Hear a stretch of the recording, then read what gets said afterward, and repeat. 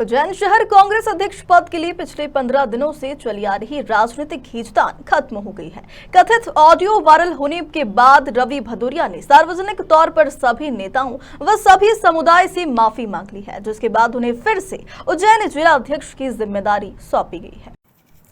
दरअसल उज्जैन जिले की प्रभारी कांग्रेस नेता शोभा ओझा ने हरिफाटक ब्रिज के पास स्थित निजी होटल में एक प्रेस वार्ता की है। यहां प्रेस वार्ता के माध्यम से स्पष्ट कर दिया है कि शहर कांग्रेस अध्यक्ष के पद पर रवि भदौरिया बने रहेंगे। यहां बता दें कि 15 दिन पहले रवि भदौरिया का एक कथित ऑडियो वायरल हुआ था, जिसमें उन्होंने अल्पसंख्यक वर्ग को लेकर टिप्पणी की थी।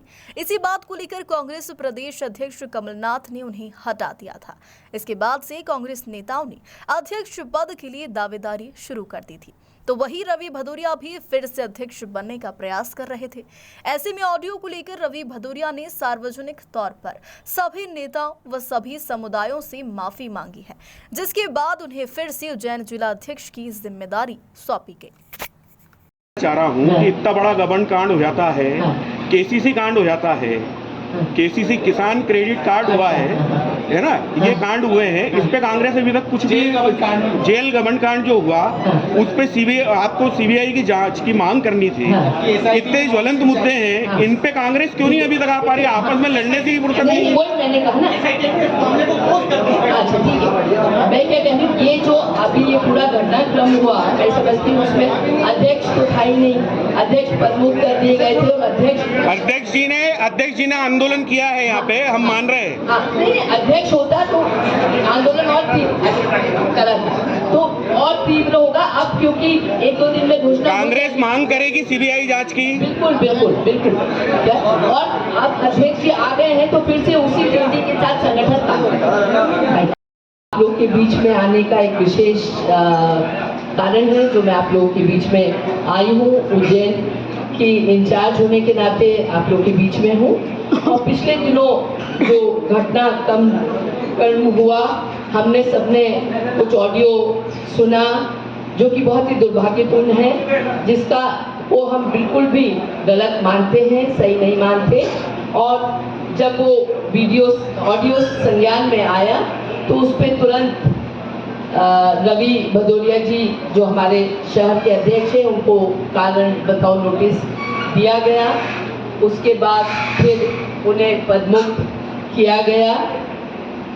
पर उसके बाद जो काफ़ी दिन उस पर चर्चा हुई, तो हमारे पर्यवेक्षक उज्जैन आए, अर्जुन भाई आए और इंदौरा जी आए। इंदौरा जी इंचार्ज भी हैं हमारे AICC से उज्जैन जिले के।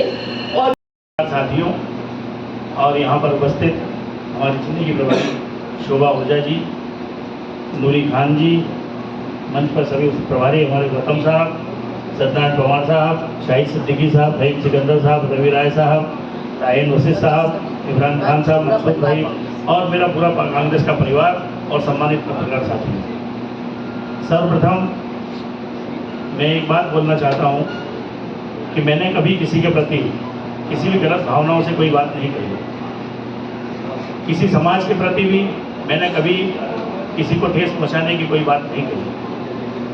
जो एक ऑडियो जो कि काट छाट करके वो ऑडियो बनाया गया था, वो मैं कह चुका हूँ। तो मैं समाज के उन सभी लोगों से, उस वर्ग से प्रत्यक्ष रूप से भी अगर किसी को ठेस पहुंची तो प्रत्यक्ष रूप से उसके लिए खेद व्यक्त करता हूँ और उसके लिए माफ़ी मांगता हूँ। मैंने कभी किसी की भावनाओं को ठेस पहुंचाने का कार्य नहीं किया, ना ही कभी किसी समाज की भावनाओं को ठेस पहुंचाने का कार्य किया होगा। ऐसा कभी मैंने सोचा भी नहीं और ना सोचूंगा। जिस प्रकार से ऑडियो के माध्यम से कुछ बातें आई, मैं आज आपके सामने प्रेस वार्ता के सामने मैं खुद उस पर खेद प्रकट करता हूँ। अगर किसी की भावनाओं का आहत हुई हो तो मैं उससे माफ़ी मांगता हूँ। दिनों से घटनाक्रम चल रहा था, एक ऑडियो वायरल हुआ था रवि भदौरिया जी जो कि हमारे शहर अध्यक्ष हैं उनका।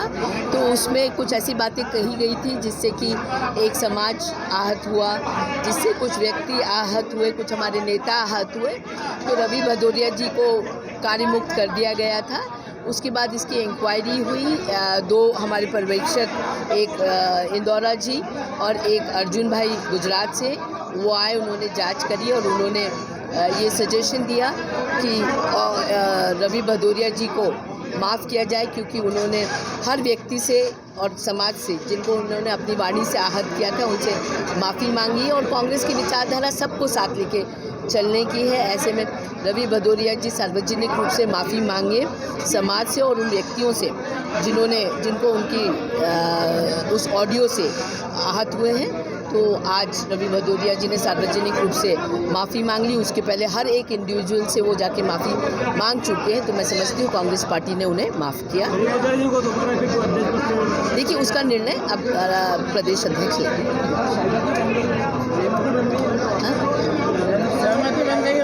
जी, सहमति तो सबने माफ़ किया उनको, जिन से उनकी सबकी बात होगी, सबसे बात होगी। इस घटनाक्रम के बाद क्या जो ये मुस्लिम को उत्तर से देखिए, टिकट, जहाँ तक टिकट का सवाल है, टिकट में साफ तौर पे है कि कोई भी समाज अगर टिकट मांगता है, कोई भी व्यक्ति किसी भी समाज का मांगता है और उसका सर्वे में आता है, तो सर्वे में जो भी आगे रहेगा, जिसका सर्वे के हिसाब से जो ज़मीनी दावेदार रहेगा, उसको टिकट मिलेगा।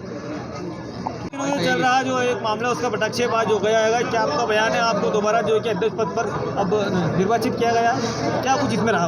ये फैसला तो माननीय शोभा ओझा जी, कमलनाथ जी लेंगे, लेकिन जिस तरीके से एक कथित ऑडियो जो कि तोड़ मरोड़ के पेश किया गया था, मेरा कभी भी ऐसा किसी की भावनाओं को ठेस पहुंचाने की मैंने कभी कोशिश नहीं की।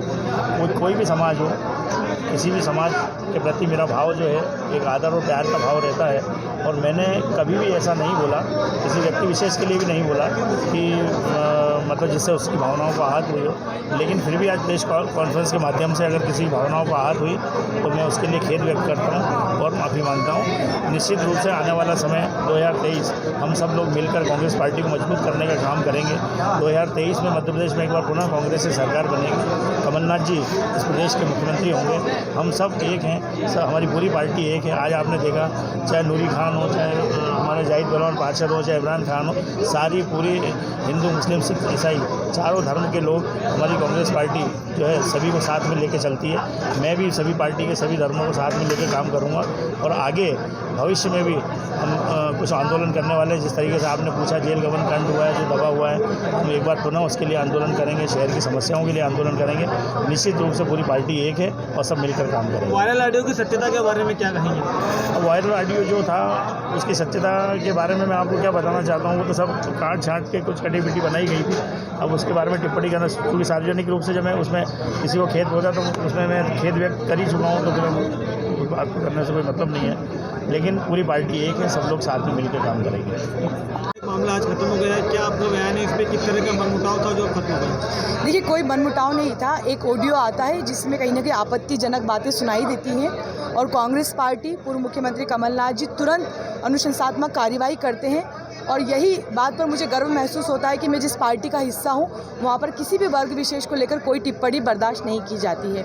चूँकि रवि भदौरिया जी द्वारा व्यक्तिगत और सामाजिक तौर से माफ़ी मांगी गई है और इस बात को हम यही ख़त्म करते हुए आगे बढ़ना है, इस सरकार से लड़ना है, हम मिलकर लड़ेंगे। इस पूरे घटनाक्रम के बाद माना जाए कि आपका नाम जो है उत्तर से टिकट के लिए आगे चल रहा है या फिर कुछ समझौता इस तरह कोई बात सामने आएगी? देखिए, ये फैसला पार्टी करेगी। सर्वे में जिसका भी नाम रहे, चाहे वो मैं हूँ या कोई और हो, पार्टी उसे टिकट देगी और हम सब मिलकर चुनाव लड़ेंगे और जिताएंगे। आपने कुलदीप इंदौरा जी को एक चेतावनी भी दी थी, क्या आप मानेंगे, क्या उसको अमल देंगे, फिर मामला भी खत्म? देखिए, मैं सर्किट हाउस में अपने प्रभारी महोदय से बात कर रही थी और जैसा कि मैंने कहा था कि अपनी बात पार्टी प्लेटफॉर्म पर करूंगी, वो बात पार्टी प्लेटफॉर्म पर की गई थी, लेकिन वीडियो के माध्यम से उसका दुष्प्रचार किया गया है, जिसके बारे में मैं कुछ भी नहीं कहना चाहूँगी। उज्जैन से विमल बैंडवाल की रिपोर्ट।